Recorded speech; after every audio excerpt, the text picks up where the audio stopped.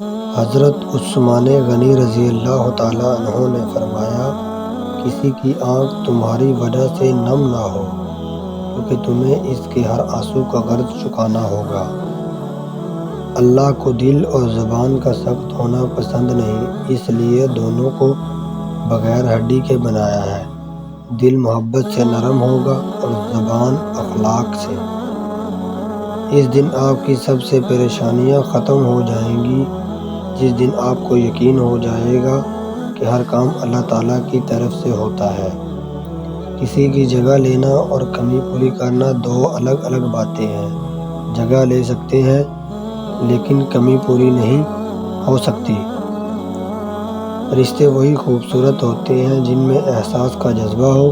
ہمدردی تو ہر کوئی کر لیتا ہے، مگر احساس کوئی کوئی کرتا ہے، اور یہ احساس لفظوں سے ظاہر نہیں ہوتا بلکہ انسانوں کے رویے اور برتاؤ سے پتہ چلتا ہے کہ وہ آپ کے ساتھ کتنا مخلص ہے۔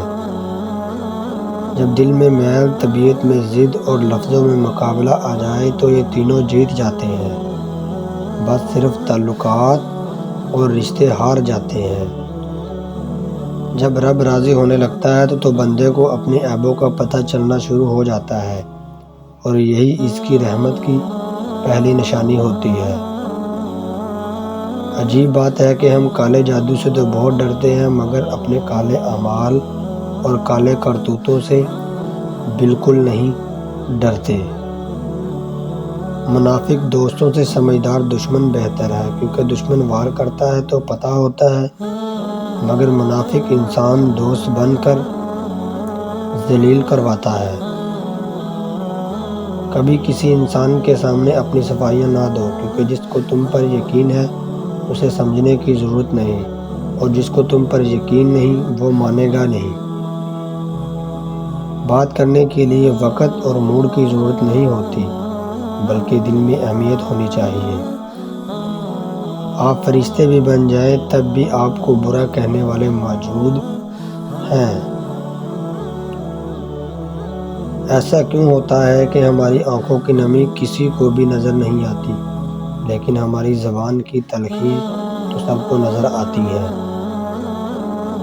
خود کو ایسا بنا لو کہ پانے والے کو ناز رہے اور کھونے والے کو افسوس۔ کوشش کریں کہ کوئی آپ کی وجہ سے خدا کے سامنے رو کر صبر نہ مانگے۔ اخلاق ایسا رکھو چار لوگ آپ سے رشتہ کرنے کو ترسیں۔ اللہ نے سب کو خوبصورت بنایا ہے، کسی کو اچھی صورت دے کر، کسی کو اچھا دل دے کر۔ مغرور آدمی اس پرندے کی طرح ہوتا ہے جو آسمان کی طرف جتنا بلند ہوتا جاتا ہے، لوگوں کی نظروں میں اتنا ہی چھوٹا ہوتا جاتا ہے۔ اگر 1000 منافق مل کر آپ کی جڑیں بھی کاٹ دیں، اور اگر کوئی ایک اچھا خاندانی مخلص دوست آپ کو سہارا دے دے تو یقیناً آپ پہ گر نہیں سکتے۔ ہم اتنا زور اپنے آپ کو درست کرنے میں نہیں لگاتے جتنا زور دوسروں کو اپنے آپ سے زیادہ غلط ثابت کرنے میں لگا دیتے ہیں۔ زندگی اتنی سستی نہیں کہ اسے لوگوں کی تلخ رویوں کی وجہ سے ہرا دیا جائے۔ مسکرائیں کہ یہ زندگی صرف اس رب کی امانت ہے جس نے اس کائنات کی شے کو بیکار نہیں بنایا۔ شکریہ ادا کریں کہ آپ نے اس سے محبت کرنے والوں کو عام نہیں بلکہ اس کائنات کا رب ہے۔